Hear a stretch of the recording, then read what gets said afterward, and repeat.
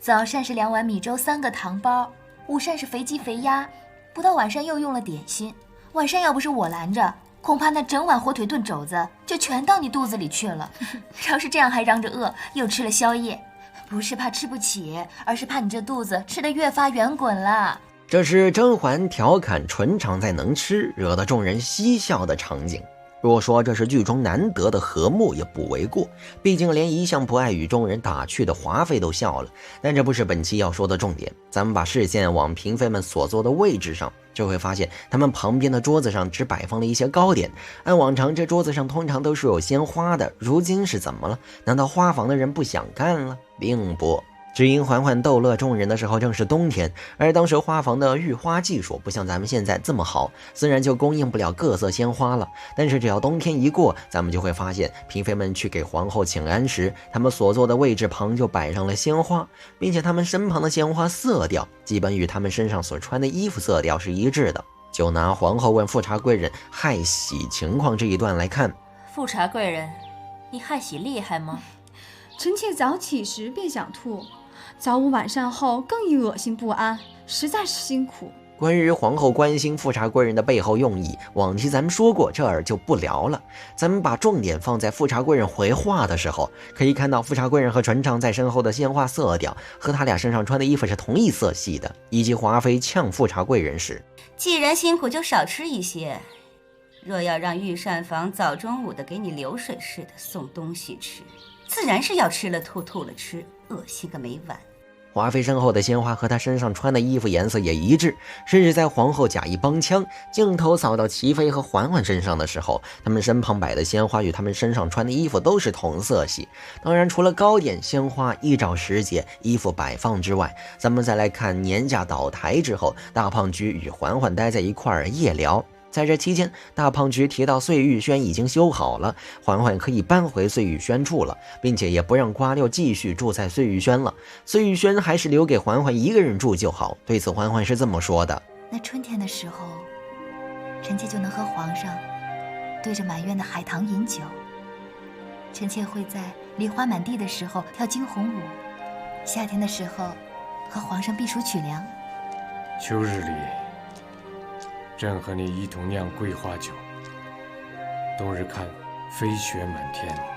从嬛嬛畅想自己与大胖菊的未来美好生活，以及大胖菊呼应嬛嬛的畅想并给出承诺来看，此时的嬛嬛与大胖菊可谓是情深意浓。也就是在他俩畅聊的时候，咱们可以看到嬛嬛与大胖菊身后放有一个钟表，仔细看就会发现这个钟表上的时间是晚上9点10分左右，再结合钟表旁边点燃的那盏烛火，可见钟表上这个时间是符合逻辑的。同样在苏培盛与崔槿汐对时被揭发之后，甄嬛先是试探了大胖菊对此事的态度，紧接着甄嬛又找到端妃，希望她能出手帮忙，最后端妃用孔孟之道说出了她对苏培盛与槿汐对时一事的看法。而大胖菊也在听完端妃的话之后，心中便有了决策，于是第二天大胖菊主动去找嬛嬛。只见大胖菊踏入嬛嬛宫门之前，浣碧正在给嬛嬛篦头发。瞧见这一幕的大胖菊忍不住说：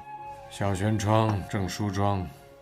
原来是这样安静融洽的光景。要知道小轩窗正梳妆这话是出自苏轼写给妻子的悼亡词里边的，可见此时大胖菊眼中看到的不是嬛嬛，而是死去的纯元。饱读诗书的嬛嬛不会不知道这句诗的含义，换作从前估计嬛嬛会泪流满面，说着这些年的情与爱终究是错付了。但是现在的嬛嬛对大胖菊的恨大过于爱，更何况嬛嬛当下最重要的事儿就是要救出槿汐。因此嬛嬛顺着大胖菊的思路，以纯元为引子，说到槿汐和苏培盛对时一事。期间咱们可以看到大胖菊身后的钟表时间为12点20左右，这也正应了大胖菊进来时问嬛嬛的那一句话：怎么这个时候篦头发？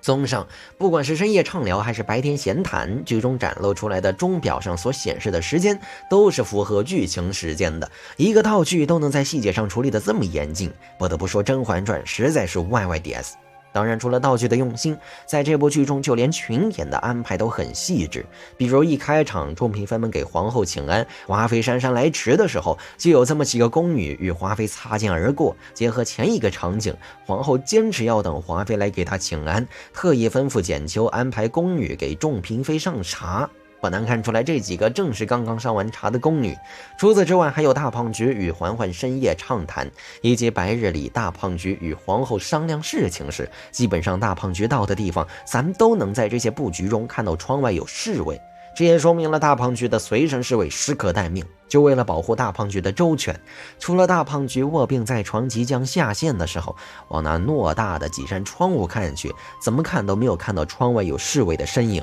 原因无他，只因嬛嬛在进入寝殿之前遣走了侍卫。来人！门口侍卫都被臣妾遣走了，臣妾就在这儿，皇上吩咐便是。